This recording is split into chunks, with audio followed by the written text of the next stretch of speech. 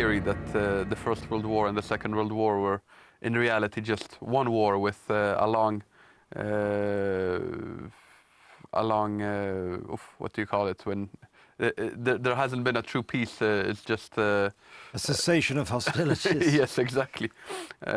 So in some cases, of course, if you were around 18, 20, 22 years old when the First World War broke out, then you were still in the age for military service when the Second World War broke out. So there was there were a lot of people that simply served in both wars. But those that were born in 1918, 1920, they would only serve in the Second World War, but they would also have experienced that generational trauma that their parents would have from the First World War. Yes, so indeed. In many ways, you could say that these two conflicts were in a way molded into one in the mentality of people. And in the Second World War, naturally, for Poland, this is the First World War was also very brutal, but because the Poles were dying as soldiers in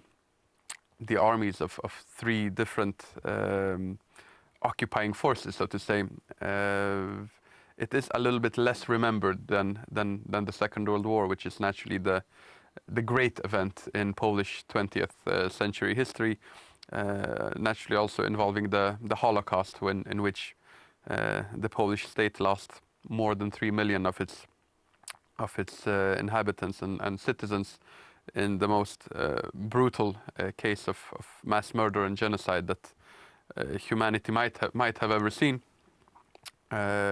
Certainly the most organized, and in this part of Europe at least, also the one in which the mortality rate was the highest, as in Poland it was well above 90%. So with that type of atrocities, there are some people who say that Poland as a nation is suffering from collective PTSD, and yes, that's probably the case. Actually, in many ways, it could naturally be true, even though our grandparents were from such a generation, as in Great Britain, you would call it the stiff upper lip. Well, exactly. I mean, people didn't have time for things like PTSD. I remember there's another anecdote. My grandfather, who, he had no time for people who claimed they were depressed. His idea is if people were feeling depressed, what they should do. It's actually quite mental arithmetic. So because they had a neighbour who was actually quite well off, but was always feeling depressed. I said, well, you don't feel depressed. What you do, you go to the supermarket and you memorise all the prices on the shelves. This was his. But I mean, the point being, of course, they're of a generation. Depression and all this sort of self-indulgence was very much a luxury they just didn't have the time or the wherewithal for. At least it was nothing that you could give expression to in public. No, well, you just had to get on with it, because life for many people was tough. And there was this sort of self-indulgent seeing a therapist or whatever people do these days, or taking medication, or bleating about it in public. It was just something you didn't do. You got on with it. And you didn't, people had children, they had to work for a living. They didn't have the luxury of what to them would today's general would just seem to be completely pointless self-indulgence. But at the same time, even if they didn't give expression for it, I'm certain that in many ways it did change their character.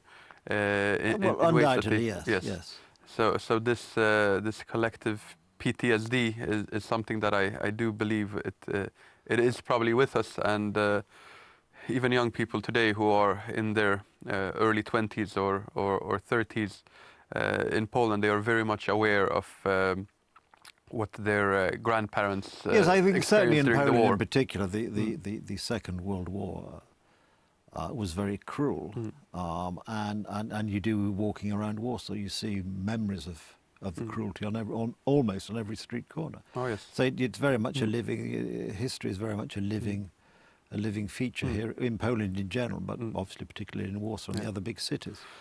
Also, another interesting thing about the Polish war experience, which separates it from the British one, is that when the British soldiers returned to Great Britain after the war, they returned to a free country, Yes, indeed. in which they could process what they had experienced.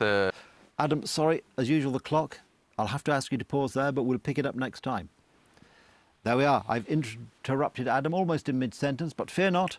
We'll pick it up next time on Poland Daily History, and when we hope you'll be with us to continue our discussion on the military in Polish and British history. Thank you for watching.